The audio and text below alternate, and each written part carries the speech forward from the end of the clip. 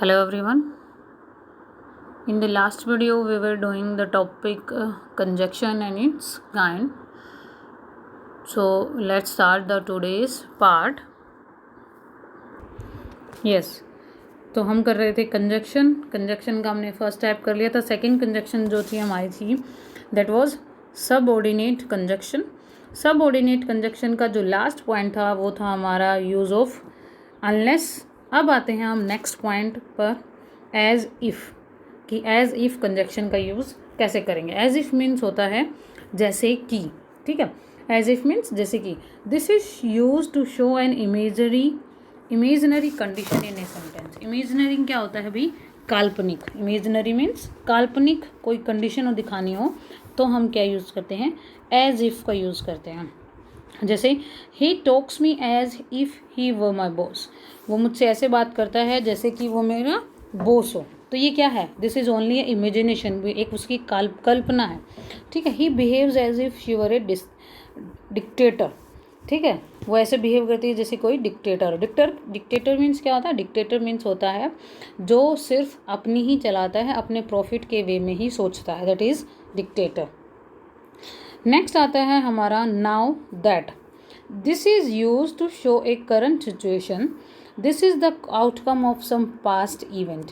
ये क्या शो करता है भाई? करंट प्रेजेंट सिचुएशन को शो करता है और जो कि आउटकम, जो किसका रिजल्ट होती है? किसी पास्ट के एक्शन का, पास्ट के इवेंट का वो आउटकम होता है, यानी कि उसका रिजल्ट होता है. जैसे now that it is clear that India is in the semifinal we are celebrating. Now that यानी कि अब जो है, नाउ मीन्स अब, दैट अब ये क्लियर है कि इंडिया सेमीफाइनल में है, इसलिए हम सेलिब्रेट कर रहे हैं.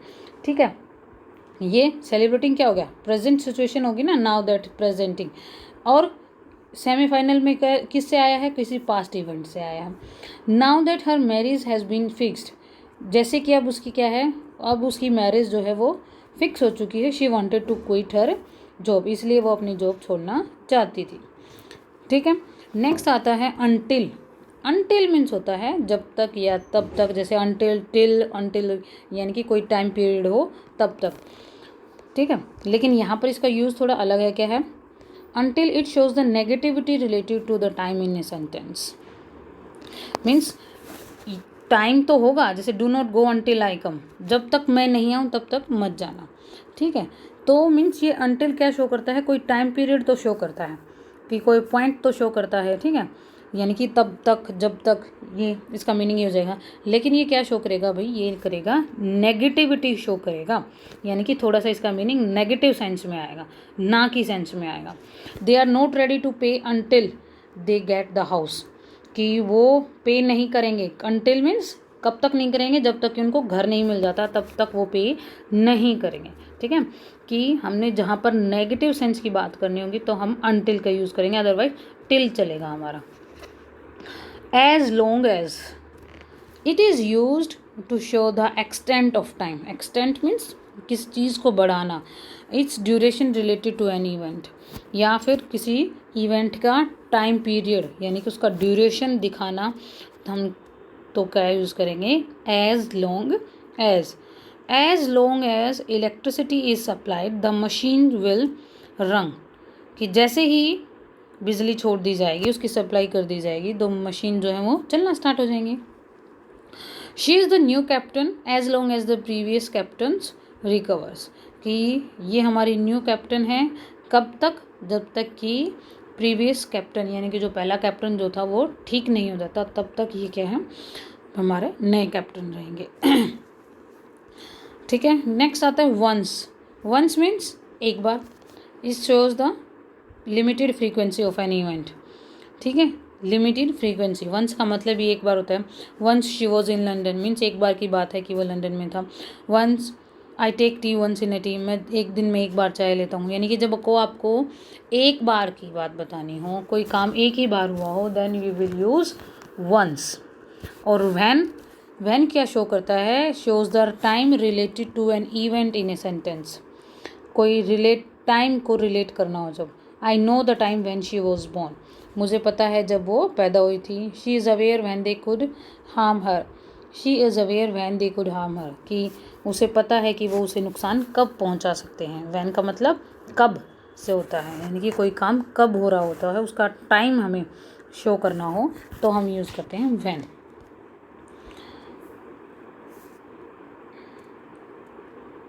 एज दो, एक सेकेंड, एक और बात, जैसे ये सेंटेंस है व्हेन, इसको हम यूज़ ऐसे भी कर सकते हैं when you are going. When you are going, तुम कब जा रहे हो, लेकिन वो सेंटेंस सबऑर्डिनेट क्लोज में नहीं आएगा भाई, ठीक है। क्यों नहीं आएगा, क्योंकि हम कर रहे हैं सबऑर्डिनेट क्लोज। तो इस चीज़ को ध्यान रखना है कि व्हेन का सबऑर्डिनेट क्लोज में कब यूज़ होगा, जब हमें कोई टाइम से रिलेट करनी हो चीज़, यानी कि उसमें दो क्लोज हों, एक मेन क्लोज एक सबऑर्डिनेट क्लोज हो। क्लियर है। नेक्स्ट आता है एज दो। It shows the manner of an event in the sentence. ये क्या शो करता है भाई, मैनर ऑफ एन इवेंट, यानी कि कोई भी काम किस तरीके से किया जाता है, तो वो शो करेगा एज दो। फॉर एग्जाम्पल देखिए, he showed the anger as though he were the victim of it. She care the baby as though she were her mother, कि कोई मैनर हो काम करने का तरीका, कि वो बेबी की केयर किस तरीके से करती है भाई, as though she were the her mother, कि जैसे कि वो उसकी मदर हो खुद की, और उसने गुस्सा इस तरीके से शो किया जैसे वो खुद ही विक्टिम हो इस चीज़ का। नेक्स्ट है rather than. This is use to show preferences और choices in a sentence. Rather than का यूज़ कहाँ करते हैं हम, किसी चीज़ के लिए जब हमें प्रेफरेंस या चॉइस को शो करना हो ना, तो हम यूज़ करते हैं rather than. I would die rather than beg, कि मैं भीख मांगने से तो क्या है, मैं मरना पसंद करूँगा। समझ गए। रेदर देन का यूज़ कहाँ करना है हमने, जब हम किसी चीज़ में अपनी चॉइस अपनी प्रेफरेंस शो करें तो हम यूज़ करेंगे रेदर देन का हम यूज़ करेंगे। नेक्स्ट आ जाता है हमारा व्हेनेवर, यानी कि जब कभी। This shows the definite situation in a sentence. Definite situation, definite means निश्चित। Whenever I wanted to meet him he did not come, कि जब भी मैं उससे मिलना चाहता हूँ वो नहीं आता है।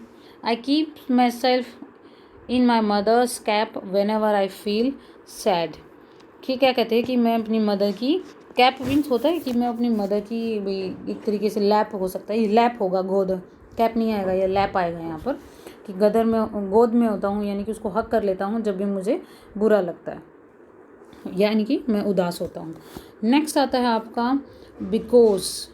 बिकॉज क्या होगा भाई, it is used to express the reason of action. Because का ही मतलब क्या होता है, क्योंकि। बिकॉज का मतलब क्योंकि, तो इसका यूज़ किस लिए किया जाएगा, किसी चीज़ का कोई एक्शन का रीज़न हमें शो करना हो, ठीक है, तो हम यूज़ करेंगे I will eat pizza because I am hungry, कि वो पिज़्ज़ा क्यों खाएगा भाई, क्योंकि वो भूखा है। I will play hockey because I like it, मैं हॉकी खेलूँगा क्योंकि मुझे हॉकी पसंद है, ठीक है। और सिंस तो आपको पता ही है कब यूज़ करते हैं हम, एक तो परफेक्ट कॉन्टिन्यूस टेंस में यूज़ होता है, और इसका यूज़ कहाँ होगा, to show time reference in a sentence, किसी टाइम को रेफ़र करने के लिए। I have been doing this job since January, कि वो जॉब कब से कर रहा है, जनवरी से कर रहा है। She may pass since she had studied this subject, कहती है कि वो पास हो जाएगी, क्यों, क्योंकि उसने इस सब्जेक्ट की स्टडी की है। नेक्स्ट आता है वेयर। वेयर मीन्स क्या होता है भाई, वेयर मीन्स होता है कहाँ, वेयर मीन्स कहाँ। इट शोज प्लेस और position specification in a sentence. क्या शो करेगा भाई, वेयर का मतलब होता है कहाँ, तो उस पर क्लियर है, कोई भी पोजिशन शो करेगा, कि कोई स्थान शो करेगा। I don't know where it is to be kept, कि मुझे नहीं पता कि इसको कहाँ रखना है। She may go where she wanted to, वो जा सकती है जहाँ वो जाना चाहे। क्लियर है। बिफोर मीन्स क्या होता है, पहले, तो ये क्या शो करेगा, it will show use to show a position, a time, states an event finished earlier, कि कोई भी काम जब पहले शो खत्म हो जाता है ना, तो उसके लिए होता है before. Get ready to go before the jury, कि उनके यहाँ सामने जाने के लिए तैयार हो जाओ। She had written a letter before me, वो मुझसे पहले एक लेटर लिख चुकी है, ठीक है। नेक्स्ट देखते हैं। Next is so that. It is used to show a result और an outcome of an event. इसका यूज़ कब किया जाता है भाई? टू शो ए रिजल्ट और an outcome of an event, कि भाई किसी चीज़ का जब हमें कोई रिजल्ट या कोई आउटकम, यानी कि आउटकम क्या होता है? आउटकम मीन्स भी रिजल्ट ही होता है, कि कोई भी जो हम काम करते हैं तो उसका क्या रिजल्ट निकलता है, उसको शो करने के लिए हम यूज़ करते हैं। So that she is reading so that she can pass. किस लिए पढ़ रही है? ताकि वो पास हो सके। सो दैट मीन्स ताकि। ठीक है। India is planning to enter manufacturing so that revenue can be generated. Next आ जाता है whereas. It shows the contrast between the two clauses. Whereas का यूज़ कहाँ करेंगे हम? जब हमें दो क्लोजेस के अंदर क्या शो करना हो?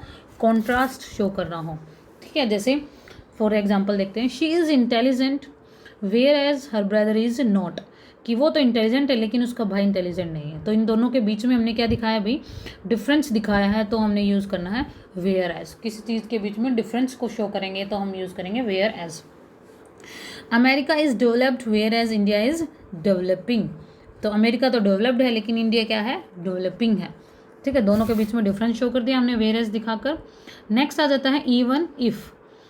It is use to put a stress on given conditionals, कि किसी भी चीज़ पर इफ़ का मतलब होता है वैसे भी कंडीशन, और इवन इफ़ लगा दिया तो मीन्स कि वो स्ट्रेस डालेगा उस जो कंडीशन है उसके ऊपर, जो दी गई है बात उसके ऊपर और ज़्यादा स्ट्रेस डालने के लिए।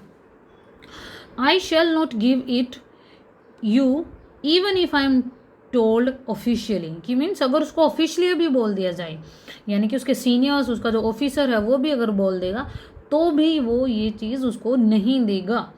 ठीक है। इवन इफ मीन्स का मतलब हो जाता है कि बहुत ज़्यादा किसी चीज़ के ऊपर स्ट्रेस डालना, कंडीशन लगा देना। She will continue her education even if she gets married, कि अगर उसकी शादी भी हो जाती है तो भी वो अपनी एजुकेशन को कंटिन्यू रखेगी। नेक्स्ट आता है हमारा then. It is use for the purpose of comparison. Then का मतलब कहाँ यूज़ करेंगे हम? किसी चीज़ में जब हमें कंपेरिजन दिखाना हो। Than means it is better to live than doing it, और it is easier said than done. कहने मीन्स कहना आसान है, करना नहीं। ठीक है। तो पर्पज ऑफ कंपैरिजन को अगर शो करना हो तो हम यूज़ करेंगे देन। फिर आता है wherever. It is use to put positional stress in a sentence. किसी चीज़ में किसी चीज़ के पोजिशन के लिए जब हमें स्ट्रेस डालना हो तो हम यूज़ करेंगे wherever. I shall go with you wherever you go, कि मीन्स जहाँ तुम जाओगे वहाँ मैं जाऊँगी। क्या ये स्ट्रेस है? पर कौन सी है? पोजिशनल स्ट्रेस है। Police shall take him no out to no matter wherever he has hidden himself, कि मीन्स वो चाहे कहीं भी अपने आप को छुपा ले फिर भी पुलिस उसको बाहर निकाल लाएगी। नेक्स्ट आता है दैट। दैट का यूज होता है to used. It is use to join the two different clauses in the sentence.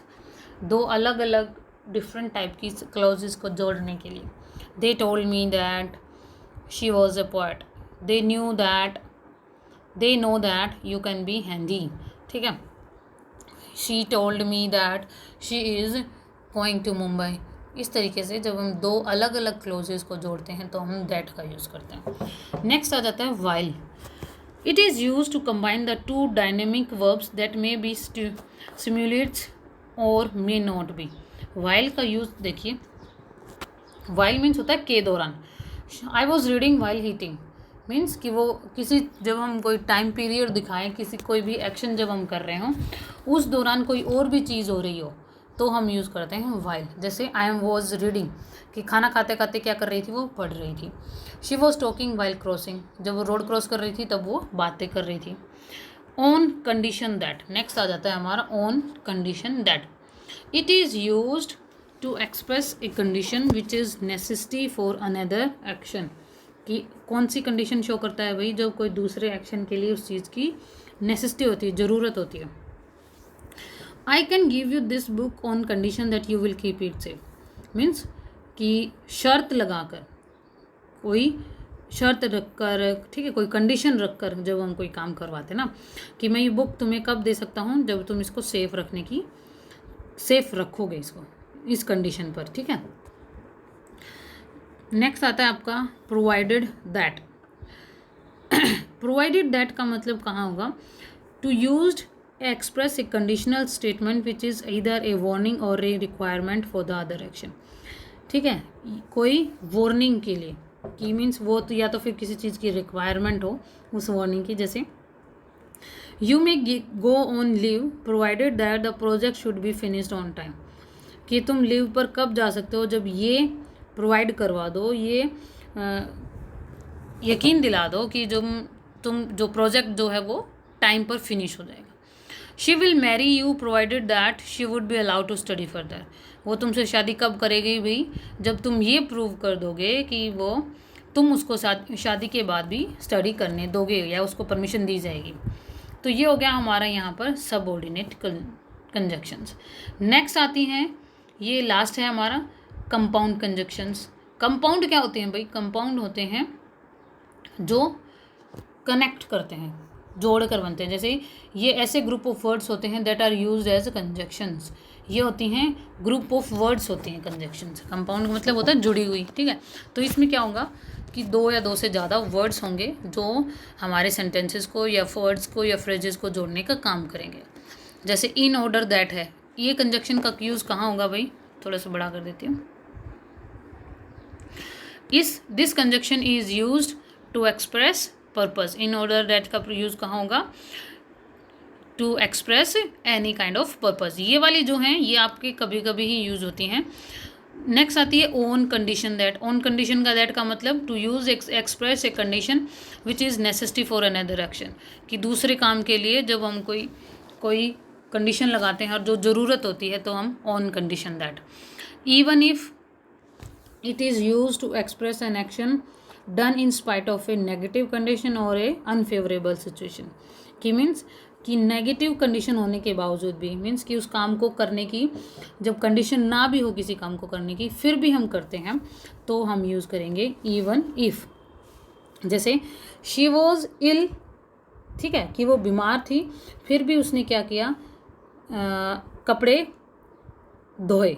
तो even if she was ill, कि मीन्स वो बीमार थी, even if she was ill she washed the clothes, ये हो गया इवन इफ का use. फिर आता है so that. This is use to express purpose just as in order that it is used. So that, ठीक है, सो दैट का यूज़ कैसे होगा, जैसे फॉर एग्जाम्पल मैं बताती हूँ, she worked hard so that she can get first position. उसने मेहनत किस लिए की, ताकि वो क्या कर सके, फर्स्ट पोजीशन ले सके।